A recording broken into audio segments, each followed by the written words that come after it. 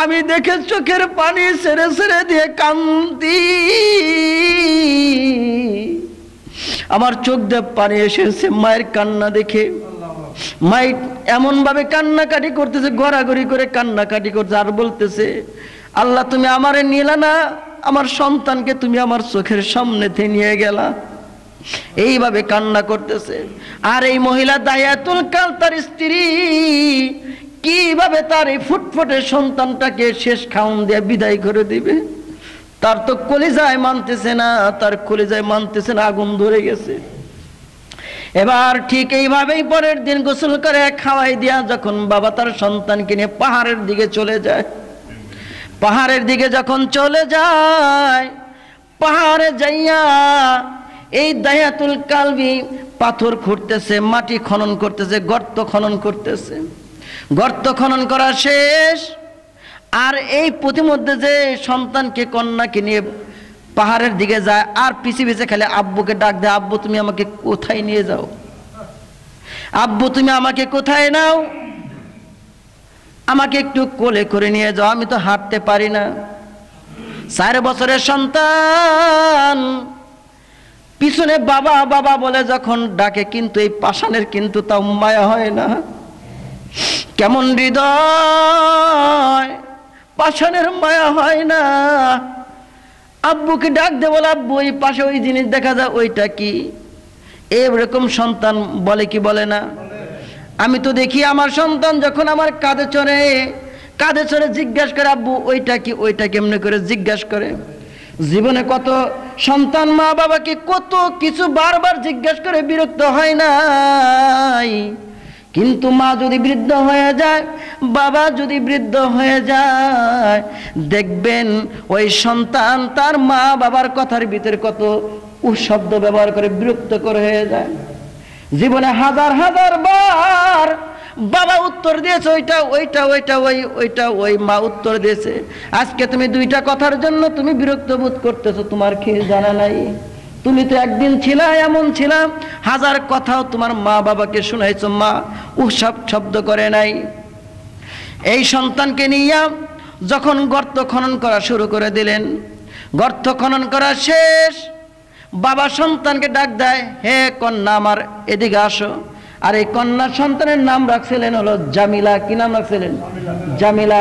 অর্থাৎ এই কন্যা সন্তান এত সুন্দর, এত সুন্দর চেহারা আল্লাহ তাআলা তাকে দান করেছিলেন। সুন্দর চেহারার কারণে আল্লাহ রাব্বুল আলামিন ওই দাহিয়াতুল কালবি তার স্ত্রীর নাম রাখলেন জামিলা। জামিল মানে সুন্দর। জামিল মানে কি? আরবি হলো জামিল, বাংলার সুন্দর। জামিলার নাম রাখলেন। গর্ত খনন করা শেষ, দাহিয়াতুল কালবি কন্যাকে ডাক দিতে, হে জামিলা এদিকে আসো। বাবার ডাকে কন্যা যখন চলে আসছে, গর্তের ধারে যখন দাঁড়াইছে, দাঁড়ানোর সাথে সাথে কন্যাকে বলতেছে, কন্যা দেখো গর্ত কেমন দেখা যায়, গর্তটা কেমন দেখা যায়। যখন কন্যা সন্তানটা যখন গর্তের দিকে তাকাইছে, পাষণ্ড পিতা পিছন দিকে ধাক্কা দেয়, গর্তের ভিতরে ফেলে দিয়েছে। কত মাখলুকাত দেখেন আমাদের গোলাম করে বানিয়ে রেখেছেন। চোখের সামনে অনেক মাখলুকাত আছে, গোলাম হয়ে আসছে। আবার কিছু মাখলুকাত আছে যেগুলো আমরা দেখি না,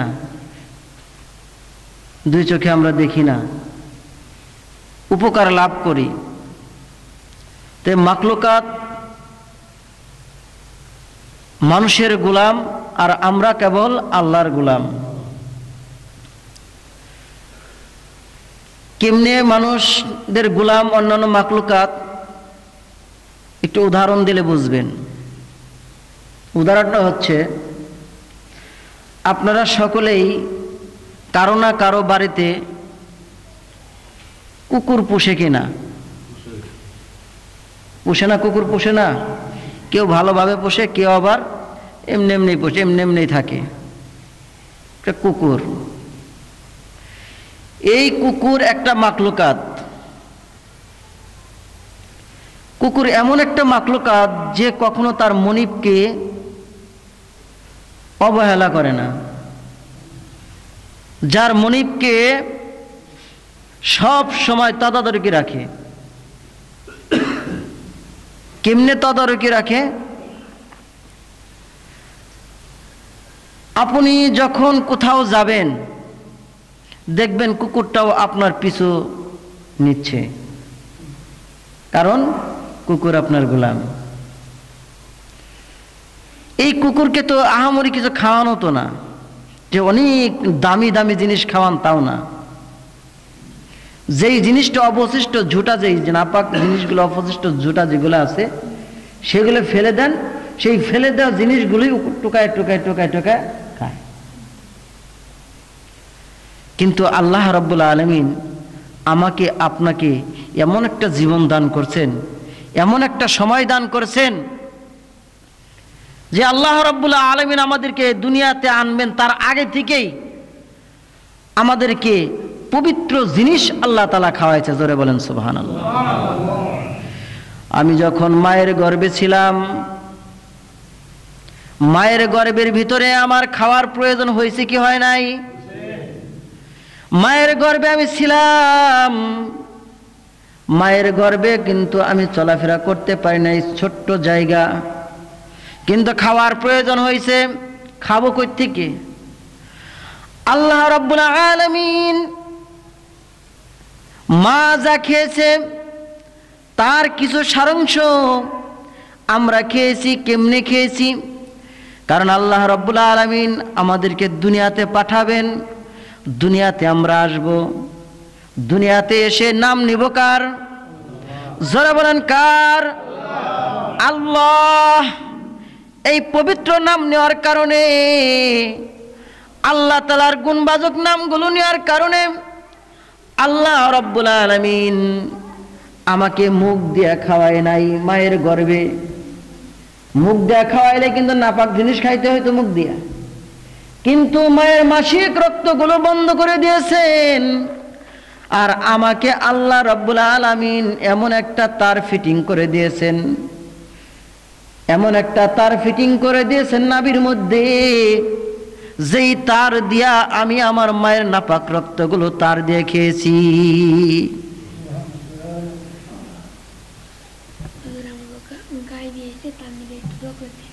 আলহামদুলিল্লাহ।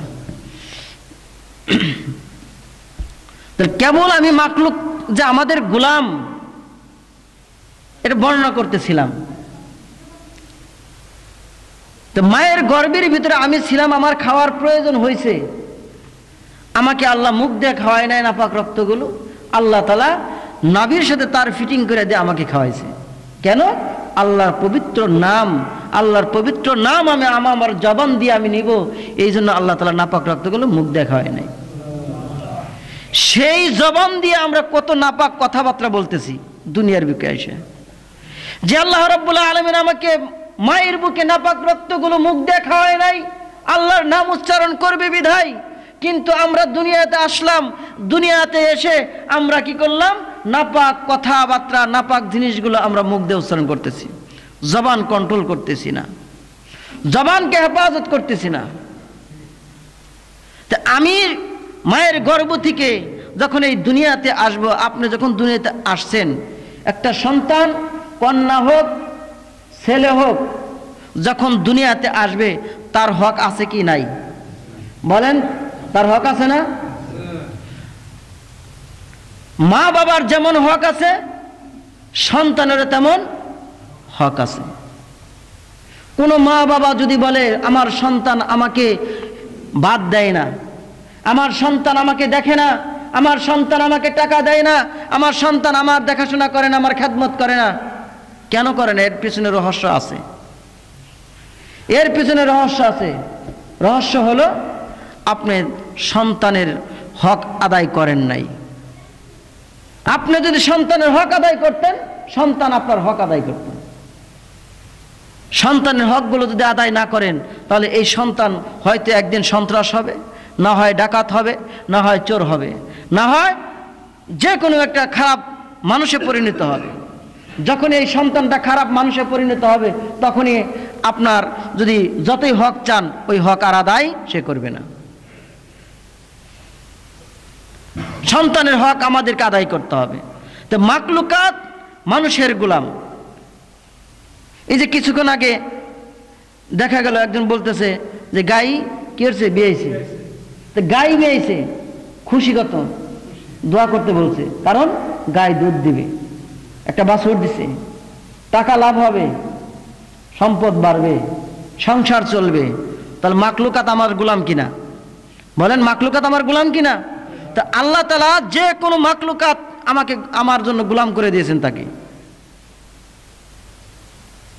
এজন্য ভাইয়ের আমার, এই পৃথিবীতে আল্লাহ রাব্বুল আলামিন আমাকে আপনাকে পাঠাইছেন, এই মেধা দিয়েছেন, এই মেধা দিয়ে, বুদ্ধি দিয়ে আমাকে আল্লাহর পথে চলতে হবে।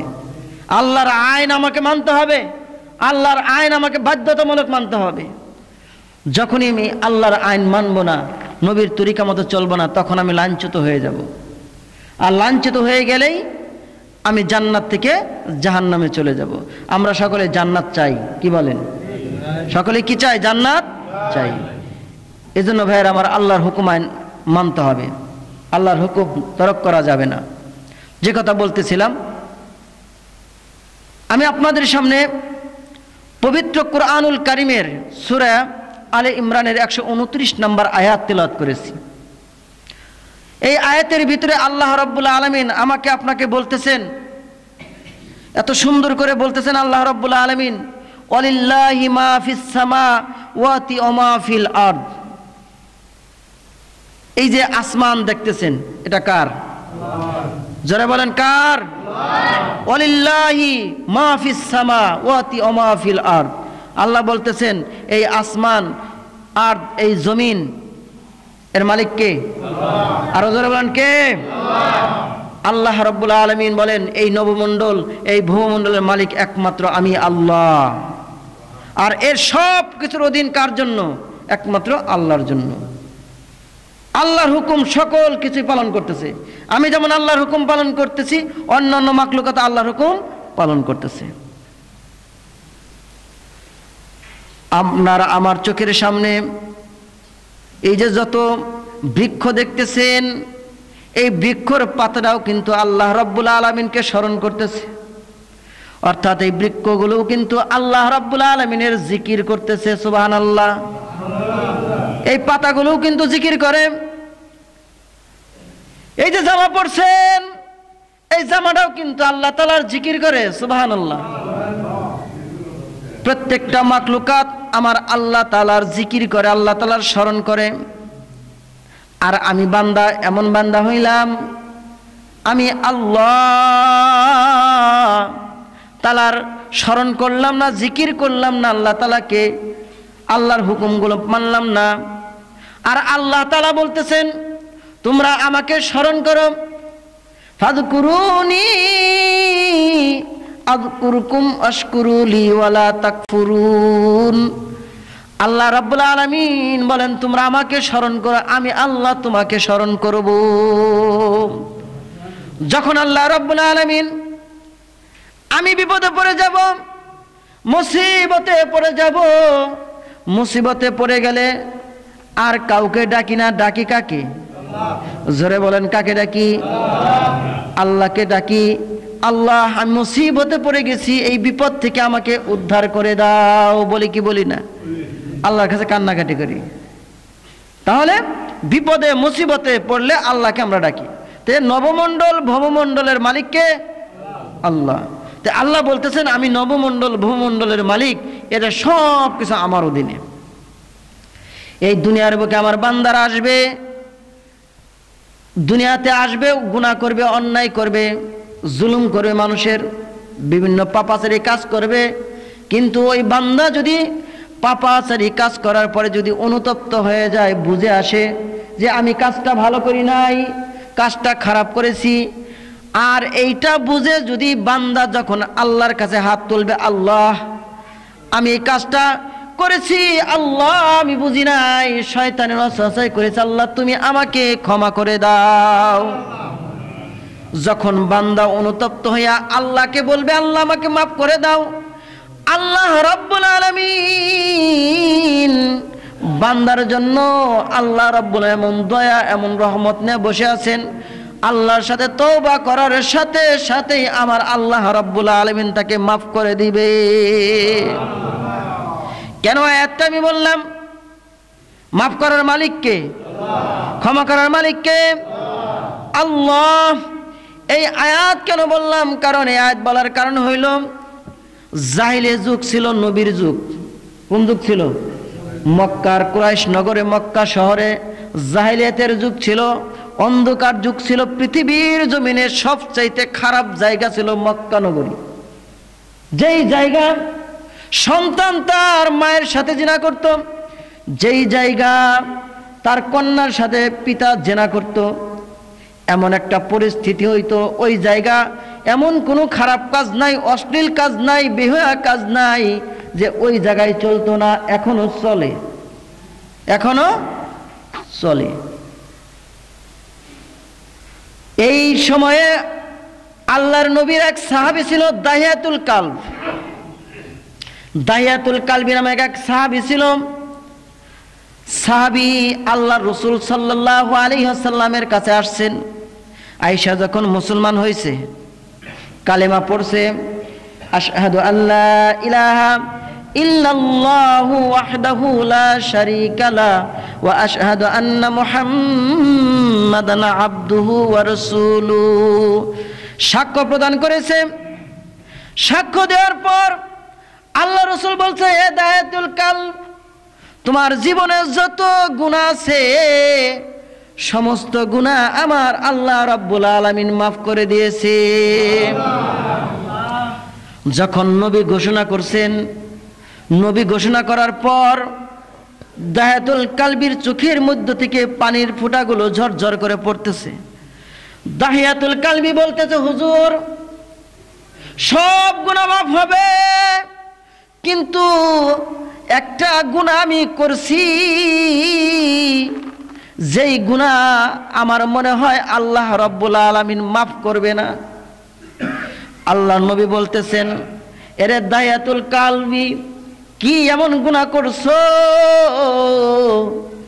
যেই গুনার কারণে আমার আল্লাহ তোমাকে মাফ করবে না? এ দাহিয়াতুল কালব, তুমি তোমার চোখের পানি না মুছে ফেলো, আমাকে বলো তোমার কি গুনাহ। দাহিয়াতুল কালবি দুইটা চোখে ভরা পানি ঝরঝর করে পড়তেছে, বুক ভিজে যাইতেছে। ঘটনাটা বলতে বলতে আল্লাহ নবীকে বলতেছে, গো সরকার, আমি সফরে চলে যাব। সফরে যাওয়ার সময় আমার স্ত্রীর গর্ভে একটা সন্তান ছিল। আমার স্ত্রীর গর্ভে সন্তান, এই গর্ভে সন্তান রেখে আমি চলে গেলাম সফরে, ব্যবসা করার জন্য বা যে কোনো কাজের জন্য সফরে চলে গেলেন। এরকম যায় কি যায় না? বাংলাদেশের মানুষ দেখবেন স্ত্রী গর্ভবতী হয়েছে কিন্তু বিদেশ চলে গেছে, 4 বছর 5 বছর 7 বছর পর আবার বাড়িতে আসছে। আয়েশা সুন্দর করে দেখে সন্তান বাবা বাবা বলে ডাকে, আছে না নাই? এরকম হয় না? অনেক হয়। তো এই দাহিয়াতুল কালব চোখের পানি ছেড়ে ছেড়ে কান্নাকাটি করতেছে আর বলতেছে, হুজুর আমি সফরে চলে গেলাম, আমার স্ত্রীকে গর্ভে রেখে চলে গেলাম, আমি 4 বছর পর আমি বাড়িতে আসলাম। আর যাওয়ার সময় আমার স্ত্রীকে বলে গেলাম, ও স্ত্রী, আমার গর্ভে যদি সন্তান, যেই সন্তানটা আছে এই সন্তান যদি কন্যা সন্তান হয়, কন্যা সন্তান হওয়ার সাথে সাথে তাকে তুমি জীবন্ত মেরে ফেলবা। আরো জোরে কন্যা নাউজুবিল্লাহ, জীবন্ত মেরে ফেলবা। তার কেমন জাহিলিয়াতের যুগ ছিল তখন বলেন? কন্যা সন্তান হইলেই তার অভিশাপ মনে করত, কন্যা সন্তানকে তারা অভিশাপ মনে করত, নিজের সম্মান চলে যেত। এরকম, হায় রে আমার স্ট্যাটাস কমে গেল রে, কন্যা সন্তান হয়েছে। এমন একটা যুগ জাহিলিয়াতের যুগ। স্ত্রীকে বলে, স্ত্রী তোমাকে আমি ভালো করে বলে গেলাম, যদি আমার কন্যা সন্তান হয় সাথে সাথে ওকে মেরে ফেলবা, হত্যা করে ফেলবা, ও যেন জমিনে থাকে না। আমি বলে গেলাম, কিন্তু আমার স্ত্রী এই সন্তানকে মারে নাই। আমি যখন বাড়িতে ফিরে আসলাম, ফিরে আসার সাথে সাথে আমার ওই সন্তান আমাকে আব্বু আব্বু বলে ডাক দেয়। আব্বু আব্বু বলে ডাক দিতেছে, কিন্তু আমার দিলের ভিতরে মা হইতেছে না। ওই যে কন্যা সন্তান, স্ত্রীকে জিজ্ঞাসা করছে, হে স্ত্রী আমার, এই কন্যা আমাকে যে আব্বু আব্বু বলতেছেন, এই কন্যা সন্তানটা কে? স্ত্রী ভয় পেয়ে গেছে, ভয়ে পেয়ে বলতেছে, ও আমার স্বামী, তুমি আমাকে যে ওয়াদা করে গেছিলে, আমার গর্ভে যখন সন্তান আমাকে ওয়াদা করেছিলেন আমার কন্যা সন্তান হলে মেরে ফেলবো, কিন্তু যেদিন আমার গর্ভ থেকে যেদিন আমার এই সন্তান আমার এই কন্যা ভূমিষ্ঠ হইল, আমার এই কন্যার চেহারা দেখে আমি মা আর সহ্য করতে পারি নাই। আমি আমার কন্যার চেহারা দেখে এমন মায়া লাগছে, 10 মাস 10 দিন গর্ভে ধারণের যে কষ্ট আমার আছে, আমার মালিক সমস্ত কষ্টটা আমার মেয়ের মুখের চেহারা তাকানোর সাথে সাথে ভুলাই দিছে। আমি আর সহ্য করতে পারি নাই, আমার সন্তানের জন্য মায়া লেগে গেছে, আমি মারতে পারি নাই গো আমার স্বামী। দ্বিতীয় দিন যখন আমার সন্তানকে আমি গোসল করাই আমি সিদ্ধান্ত নিছি আমার সন্তানকে মেরে ফেলবো। দ্বিতীয় দিন আমি সন্তানকে মেরে ফেলার জন্য উদ্যত হইলাম।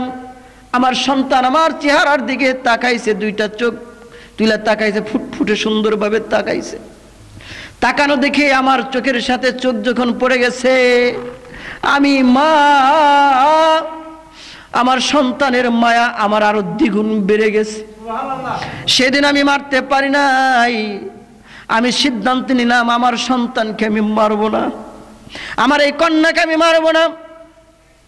যদি আমার এই সন্তানের জন্য আমার যেমন মায়া লাগছে, আমার স্বামী যখন আসবে, আমার স্বামীকে যখন এই সন্তান বাবা বাবা বলে ডাকবে, আব্বু আব্বু বলে ডাকবে, তখন আমার স্বামীর মায়া লাগবে আব্বু ডাক শুনে।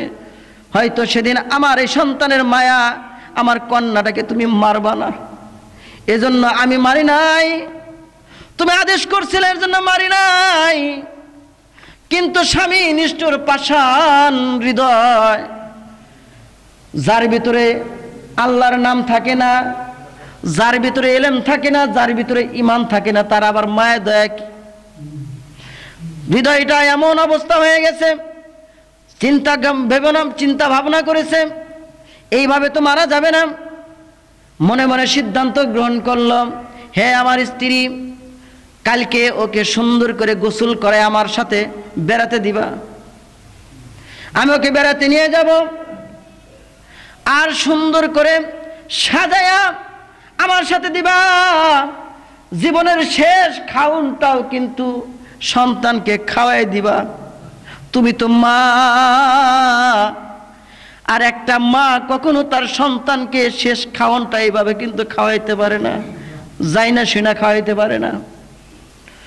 সন্তান কে এত মা ভালোবাসে। কালকে দেখলাম আমার এলাকায় একজন সন্তান মারা গেছে, বিদেশে চলে গেছিল, বিবাহ করেছে, তারও সন্তান আছে, কিন্তু মা বাবা জীবিত। তার সন্তান সন্ততি আছে, এরপরে তার মা বাবাও বেঁচে আছে, আর সন্তানটা কালকে মারা গেছে অসুস্থ হয়ে। মারা যাওয়ার পর ওই সন্তানের মা চিৎকার মেরে সন্তানের জন্য খালি কান্নাকাটি করতেছে, আর আল্লাহকে ডাক দিয়ে বলছে, আল্লাহ আমাকে নিলে না কেন, আমার সন্তানকে দুনিয়াতে রেখে যাইতা, আমাকে নিয়ে যাইতা। কাঁদে কি কাঁদে না এরকম মা বলে? মায়ের জাত এরকম, মা কাকে বলে?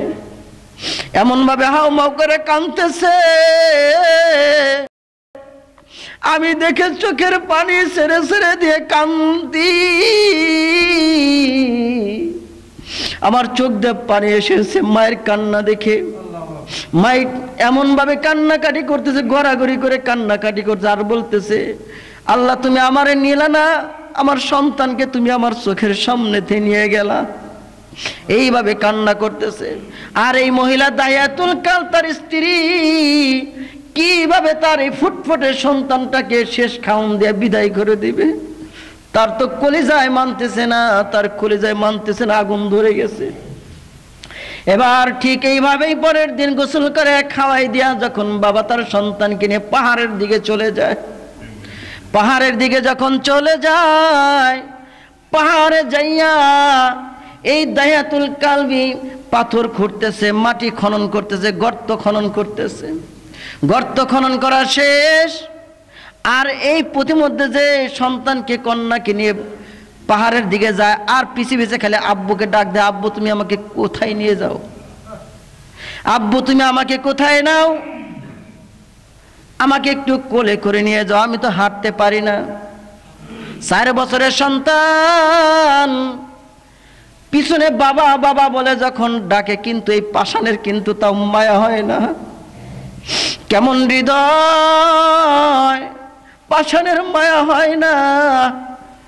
আব্বুকে ডাক দে, বলে আব্বু ওই পাশে ওই জিনিস দেখা যায়, ওইটা কি? এরকম সন্তান বলে কি বলে না? আমি তো দেখি আমার সন্তান যখন আমার কাঁধে চড়ে জিজ্ঞাসা করে, আব্বু ওইটা কি, ওইটা কেমনে করে জিজ্ঞাসা করে। জীবনে কত সন্তান মা বাবাকে কত কিছু বারবার জিজ্ঞাসা করে বিরক্ত হয় নাই, কিন্তু মা যদি বৃদ্ধ হয়ে যায়, বাবা যদি বৃদ্ধ হয়ে যায়, দেখবেন ওই সন্তান তার মা বাবার কথার ভিতরে কত শব্দ ব্যবহার করে বিরক্ত করে হয়ে যায়। জীবনে হাজার হাজার বার বাবা উত্তর দিয়েছে ওইটা ওইটা ওইটা ওইটা ওই মা উত্তর দিয়েছে, আজকে তুমি 2টা কথার জন্য তুমি বিরক্ত বোধ করতেছো, তোমার কি জানা নাই? তুমি তো একদিন ছিলা এমন ছিলা, হাজার কথাও তোমার মা বাবাকে শোনাইছো, মা সব শব্দ করে নাই। এই সন্তানকে নিয়ে যখন গর্ত খনন করা শুরু করে দিলেন, গর্ত খনন করা শেষ, বাবা সন্তানকে ডাক দেয়, হে কন্যা আমার এদিকে আসো। আর এই কন্যা সন্তানের নাম রাখছিলেন হলো জামিলা। কি নাম রাখছিলেন? জামিলা। অর্থাৎ এই কন্যা সন্তান এত সুন্দর, এত সুন্দর চেহারা আল্লাহ তাআলা তাকে দান করেছিলেন। সুন্দর চেহারার কারণে আল্লাহ রাব্বুল আলামিন ওই দাহিয়াতুল কালবি তার স্ত্রীর নাম রাখলেন জামিলা। জামিল মানে সুন্দর, জামিল মানে কি? আরবি হলো জামিল, বাংলার সুন্দর। জামিলার নাম রাখলেন। গর্ত খনন করা শেষ, দাহিয়াতুল কালবি কন্যাকে ডাক দিতে, হে জামিলা এদিকে আসো। বাবার ডাকে কন্যা যখন চলে আসছে, গর্তের ধারে যখন দাঁড়াইছে, দাঁড়ানোর সাথে সাথে কন্যাকে বলতেছে, কন্যা দেখো গর্ত কেমন দেখা যায়, গর্তটা কেমন দেখা যায়। যখন কন্যা সন্তানটা যখন গর্তের দিকে তাকাইছে, পাষণ্ড পিতা পিছন দিকে ধাক্কা দেয়, গর্তের ভিতরে ফেলে দিয়েছে। গর্তের ভিতরে ফেলে দিয়া বাবা তার সন্তানকে বলতেছে, এখানে তুমি থাকো। আর একটা একটা করে যখন পাথর ওই সন্তানের উপরে ফেলায়, গর্তের মধ্যে যখন ফেলা, সন্তানের যখন গায়ে লাগে, সন্তান বাবা করে চিৎকার দেয়, বাবা আমাকে তুমি আর মাইরো না বাবা, আমার কষ্ট হইতেছে গো বাবা। তুমি কেমন বাবা, তোমার মতো নিষ্ঠুর বাবা মনে হয় পৃথিবীর জমিনে আর একটাও নাই। এমন ভাবে কান্না করতেছে সন্তান, আর বলতেছে, বাবারে তুমি আর আমাকে এখানে মাটি চাপা দিও না বাবা। এক এক করে যখন গর্তের মধ্যে মাটি ফেলতে ফেলতে যখন গলা পর্যন্ত আইসা পড়ছে, সন্তান তখন বুঝতে পারছে আর জীবনে আমার থাকার আর কোনো অধিকার নাই। বাবাকে শেষ ডাকটা দেয়া বলছে, আব্বু আশা ছিল তোমাকে কত আব্বু আব্বু বলে ডাকবো, আমার আশা ছিল। তুমি যে যখন বিদেশের বাড়িতে গেছো, সফরে গেছো, বারবার আমার মাকে আমি বারবার জিজ্ঞাসা করছি, আমার আব্বু কবে আসবে, কবে আসবে। ও আমার বাবা, তুমি সেই আশা আসলা, কিন্তু আমাকে শেষ জন্মের দেখার মতো তুমি আসলা। এইভাবে চিৎকার করে গর্তের ভিতরে মেয়েকে যখন একেবারে জীবন্ত কবর দিল, জীবন্ত কবর দেওয়ার পর দাহিয়াতুল কালবি যখন জমিন থেকে যখন গর্তে থেকে ফিরে আসবে, নবীকে ডাক দিয়ে বলছে, নবী গো, আমি যখন ফিরে আসি আমার মনে হয় পিছন দিক দিয়ে আমার কন্যাটা আব্বু আব্বু বলে ডাকতেছে। আমার মনে হয় কে যেন আমার পিছন দিয়ে ডাকে, আব্বু আমাকে ফেলে যাইও না, আব্বা তুমি আমাকে পিছনে পিছনে তুমি নিয়ে যাও। কেমন আব্বু তুমি আমাকে এইভাবে করে তুমি আমাকে রেখে গেলা। এইভাবে করে শব্দ আসছে, আমি দুই চোখের পানি ছেড়ে ছেড়ে কাঁদছি। আজকে আমি ইসলাম গ্রহণ করেছি গো রাসূল। আমার মনে হয় সেই দিনের যে পাপ কাজটা আমি করছি, আমার জীবন্ত মেয়েটাকে আমি কবর দিয়েছি। ওগো সরকার, আমার মনে হয় আল্লাহ তাআলা এই গুনাহটা আমার মাফ করবে না। আল্লাহর নবী ডাক দিয়ে বলে, গো সরকার, আল্লাহর নবী ডাক দিয়ে বলে, সাহাবী তুমি আর চিন্তা করো না, আমার আল্লাহ রাব্বুল আলামিন তোমাকে মাফ করে দিয়েছে। এজন্য ভাইয়ার আমার, গুনাহ করেছেন, পাহাড় পর্যন্ত গুনাহ করেছেন, সেই গুনাহটা যদি অনুতপ্ত হয়ে জীবনে আর করবেন না, জীবনে করেন না, এরকম ওয়াদা করে যদি আল্লাহর কাছে যদি আপনি ক্ষমা চাইতে পারেন, ক্ষমা করবেন কে? বলেন ক্ষমা করবেন কে? আল্লাহ রাব্বুল আলামিন বলতেছেন, এই কথাটাই বলতেছেন, আল্লাহু গফুরুর রহিম। আল্লাহু আকবার। আল্লাহ রাব্বুল আলামিন বলতেছেন, আমি তো গফুরুর রহিম তোমার জন্য বান্দা, আমি কাকে মাফ করব কাকে করব না এটা আমার ব্যাপার। তোমরা যদি অনুশোচনা হয়ে ফিরে যদি তোমরা আসতে পারো, আমি আল্লাহ তোমাকে ক্ষমা করে দেব। এজন্য ভাইয়েরা আমার, জীবনে যত অন্যায় করেছেন, যত গুনাহ করেছেন, যত পাপ করেছেন, তওবা করেন যে আল্লাহর জীবনে আর গুনাহ করব না। সকলে বলেন জীবনে আর গুনাহ করব না। সকলে আওয়াজ দিয়ে বলেন জীবনে আর গুনাহ করব না। আল্লাহ তুমি আমাদেরকে মাফ করে দাও, আমিন। ওয়া আখিরি দাওয়ানা আলহামদুলিল্লাহি রাব্বিল আলামিন। দান বাক্সটা তাড়াতাড়ি চালাই দেন। দান বাক্স যাওয়ার পরে আপনারা সুন্নত পড়ে নেবেন।